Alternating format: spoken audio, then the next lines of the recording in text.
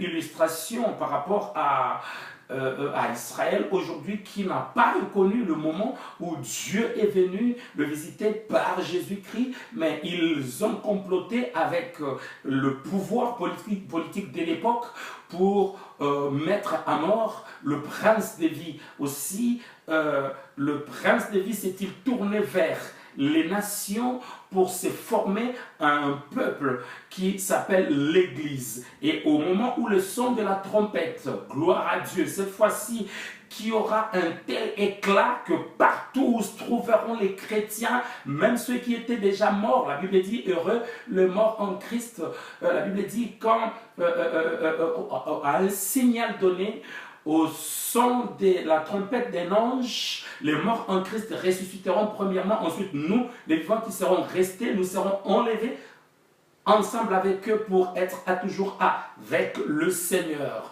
Et pendant ce temps, Israël restera avec le reste de ceux qui n'étaient pas spirituels, ceux qui n'avaient pas reçu le Saint-Esprit.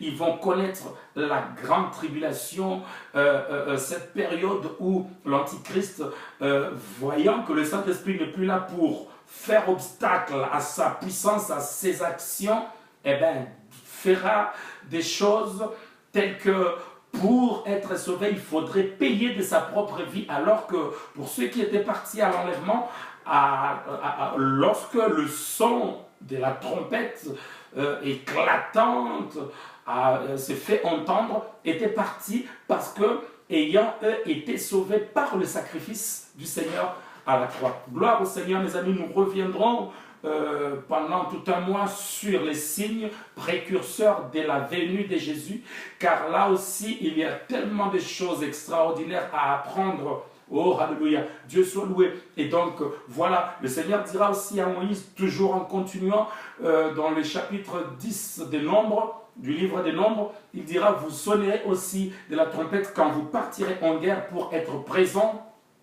dans la pensée, dans l'esprit de Dieu. Gloire au Seigneur. Oui, bien-aimés, par rapport à la bataille spirituelle, par rapport à ces combats, des problèmes, des possessions démoniaques, des attaques du nord, venant du nord, du sud, de l'est, de l'ouest, de partout. Nous vivons ces temps où la puissance du diable ne se cache plus. On organise des journées portes ouvertes pour donner envie à ceux qui, hier, se sont tenus pendant longtemps à l'écart face à l'occultisme, à la sorcellerie, à la magie noire, rouge, blanche, au satanisme sous toutes ses formes. Eh bien, on essaye de présenter toutes ces choses comme tellement attractives, comme tellement innocentes, anodines. Elles ne le sont pas. On ne peut pas s'approcher du diable, des démons, on ne peut pas s'approcher des sorciers, des occultistes et s'en aller et s'en écarter comme on veut, sans avoir été profondément marqué et même au fer rouge. La plupart de ceux qui disent oui, autrefois j'étais dans ces choses, j'ai laissé tomber, sans passer par la délivrance, c'est impossible. C'est impossible. Même ces filles, ces femmes qui sont sortis, qui ont vécu longtemps avec les francs-maçons, les rosicruciens, les occultistes, les sorciers, les marabouts, tous ces gens qui sont dans les choses occultes. Et elles se disent, ok, c'est fini, je m'en suis allé, je ne suis plus avec. Sans la délivrance, ces personnes vont continuer à avoir un contrôle sur la vie de ces genres de femmes. Les hommes aussi, hein, il y a des hommes aussi qui ont vécu, qui ont composé, qui ont pendant très longtemps connu une vie commune, je vais dire, une vie maritale avec des sorcières, avec des occultistes, avec ceux qui pratiquent la magie noire, rouge, blanche, et ils se disent non, nous nous sommes séparés et tout va bien. Non, non, non. Pendant près de 25 ans de ministère, plus de 25 ans de ministère, j'ai reçu des gens, des hommes et des femmes qui parlaient comme ça, qui disaient oui, j'ai été sorti avec une telle personne pendant un moment et puis nous sommes séparés, je n'ai plus rien à voir avec lui. Non, non, non, non, ça ne se passe pas comme ça. Et donc par rapport à cette réalité-là, la Bible disait à Moïse, oui, quand vous partirez à la guerre, à la bataille, vous sonnerez de la trompette aussi avec éclat afin d'être présent dans la pensée de Dieu. pareil pour tous ceux qui, dans la vie de tous les jours, sont la proie des attaques, des liens, des forces occultes, les réclamant, les poursuivant. Nous avons besoin du Saint-Esprit, mais qui se manifeste d'une façon éclatante pour être libre et de continuer à avancer avec notre Dieu. Le Seigneur est puissant. Ceux qui espèrent en lui ont la grâce, ont tout le moyen d'être un jour totalement libre pour servir le Seigneur et aller de l'avant. Mais oui, mes amis, aujourd'hui, l'Église attend dans la vie de tous les jours. L'Église, le chrétien spirituel a besoin de connaître le son de la trompette. Et pour le jour où le Seigneur viendra, nous avons ceux qui partiront, ceux qui seront prêts et qui partiront. Ce sont ceux qui auraient compris, je vais dire auraient connu depuis toujours le son éclatant de la trompette, nous appelons à lever les camps à partir et dans le combat de l'esprit, dans la bataille avec les forces spirituelles, avec les forces démoniaques, nous avons aussi besoin de cette trompette du Saint-Esprit sonnant avec éclat. J'ai remarqué, avec tout ce que nous avons connu, tout ce que nous avons expérimenté dans le ministère de la guérison, de la délivrance et de la prophétie, je me suis rendu compte qu'il y a des dons qui accompagnent tellement bien, les dons du Saint-Esprit bien sûr, car c'est de lui qu'il s'agit. Il y a des dons qui accompagnent chaque ministère, mais avec tellement de beauté, avec tellement de coordination. Un don comme celui du discernement des esprits est un son de trompette du Saint-Esprit quand les intercesseurs, quand ceux qui sont dans le ministère de délivrance ont à voir avec les problèmes des possessions, les problèmes des manifestations démoniaques, nous avons besoin aussi d'entendre le son de la trompette du Saint-Esprit par le don appelé le discernement des esprits, afin de savoir avec quelle sorte d'esprit on a affaire. Nous reviendrons par rapport à tout ça. Mais aujourd'hui, je voudrais surtout que l'on prie. Je voudrais que chacun de nous demande au Seigneur, au Saint-Esprit, d'être tellement avec lui, d'être proche avec lui, de marcher avec lui, de prendre place dans sa vie de prière, dans son cœur, dans sa vie de tous les jours, de l'habituer, que le Saint-Esprit t'habitue, nous habitue à connaître le son de la trompette, à l'entendre et à la connaître, à savoir que c'est là c'est le Saint-Esprit qui est en train de me parler, de me diriger. Mes amis, oui, le secret d'une vie chrétienne victorieuse, le secret d'une vie chrétienne victorieuse, ce n'est pas le combat spirituel, c'est être à l'écoute du Saint-Esprit en toute humilité. Ce n'est pas attraper les sorciers partout, ce n'est pas accuser les gens partout, ce n'est pas trouver des démons dans... non, non, c'est quand on est capable de s'humilier, d'écouter le Saint-Esprit. Mes amis, nous avons vu des gens qui étaient dans des choses occultes, pensaient être capables, en s'approchant de nous, de faire du mal, mais finalement ils se sont convertis. Ce sont aujourd'hui les servantes et les serviteurs de Dieu qui ont témoigné à gauche, à droite. J'ai été envoyé pour ceci, j'ai été envoyé pour faire cela. On ne les a pas condamnés, on ne les a pas haïs. Ils ont tout simplement expérimenté la puissance du Saint-Esprit, un peu comme Pierre qui n'avait qu'à passer et son ombre couvrant les malades et les démoniaques pouvait chasser les démons, guérir les malades. Un peu comme Paul dont le seul contact avec un linge, un mouchoir qui avait touché son corps, pouvait chasser les démons, guérir les malades. Voilà, en toute douceur, car le Saint-Esprit a le plein contrôle de toutes choses. Gloire à Dieu. J'ai dit à quelqu'un qui en ce moment est en train de me suivre de ne pas se décourager, de croire en la puissance de Dieu. Dieu est capable.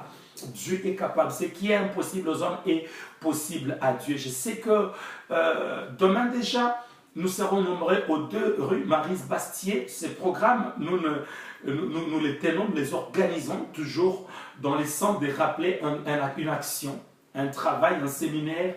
En même temps, nous prêchons l'évangile. Et dans ces séminaires et autres, c'est l'évangile que nous prêchons. Nous prions pour les gens, pour leur délivrance, pour leur bénédiction. Il y a des choses dans lesquelles vous avez besoin de voir clair. Le ministère notre ministère est un ministère prophétique, un ministère de délivrance, et nous prêchons Jésus-Christ qui pardonne, qui libère, qui délivre, Jésus-Christ qui redonne une nouvelle vie à tous ceux qui s'approchent de lui.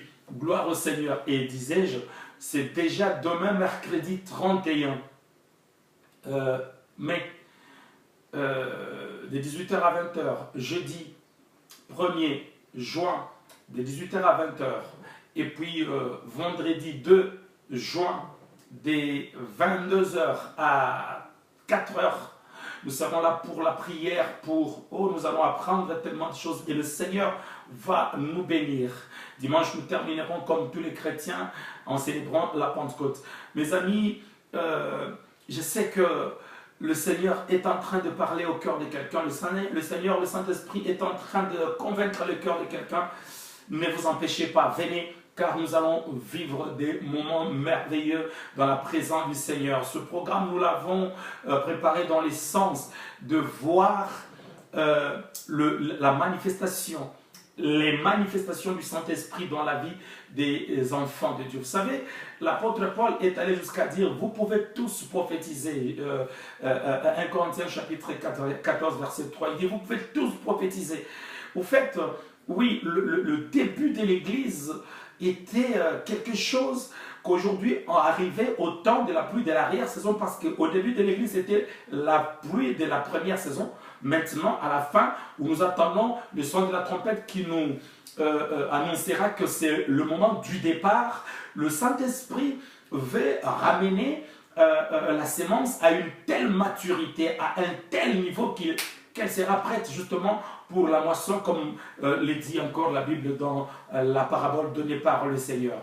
Oh oui, oui, oui, bien-aimés, ce séminaire, ces 4 journées, nous les organisons pour réveiller la flamme, pour raviver la flamme de la foi de quelqu'un, pour ranimer les dons du Saint-Esprit. Mes amis, sans le Saint-Esprit agissant par nous, nous ne serons pas efficaces, l'Église ne sera pas efficace. Nous avons besoin aujourd'hui de nous humilier, de nous sanctifier, de vivre en paix en tant qu'enfants de Dieu, pour permettre au Saint-Esprit, qui est aussi symbolisé par une colombe. J'aime bien ce symbole car il parle de douceur, il parle d'espoir. Gloire à Dieu, il parle de paix.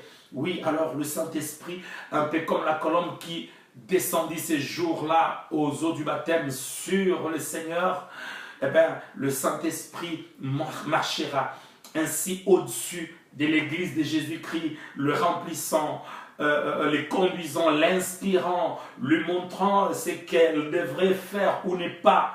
Gloire à Dieu, et nous avancerons toujours vers ces niveaux où nous atteindrons la stature parfaite d'un homme fait à l'image de Jésus-Christ, à la stature de Jésus-Christ. Nous avons besoin du Saint-Esprit pour avancer, pour vivre ce genre de choses. La puissance de Dieu, par le Saint-Esprit, dans le nom de Jésus, est là pour nous rappeler que Dieu est puissant, que celui qui nous a appelés est capable de guérir, capable de délivrer, capable de bénir, capable d'orienter, capable de conseiller, capable de révéler. C'est cette vie-là, bien-aimé. Gloire à Dieu. Vous savez, parlant des prophéties, parlant de la parole des connaissances et autres, la Bible ne dit pas que c'est l'apanage exclusif des apôtres, des prophètes, d'évangélistes, des docteurs, des pasteurs, d'enseignants ou autres. Non, c'est pour toute l'Église, pour tous les chrétiens. Le problème est que nous n'avons pas, surtout le laïc, le chrétien laïc, nous n'avons pas assez de profondeur dans notre relation avec le Seigneur. Nous n'avons pas assez de temps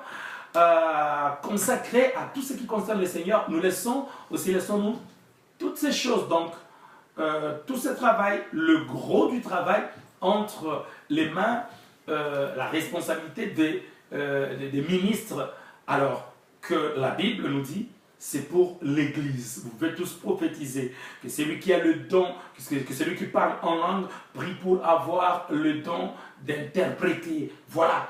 C'est là l'Église, c'est ce genre d'Église-là que le Seigneur viendra chercher. Et le Saint-Esprit est à l'œuvre pour amener cette église à ce niveau-là. Je parle à quelqu'un d'humilité, je parle à quelqu'un de sanctification, je parle à quelqu'un de foi, je parle à quelqu'un de la lecture de la Bible, je parle à quelqu'un de créer dans notre vie de tous les jours, que nous soyons dans un tram, dans le bus, que nous soyons en train de travailler, que nous soyons à la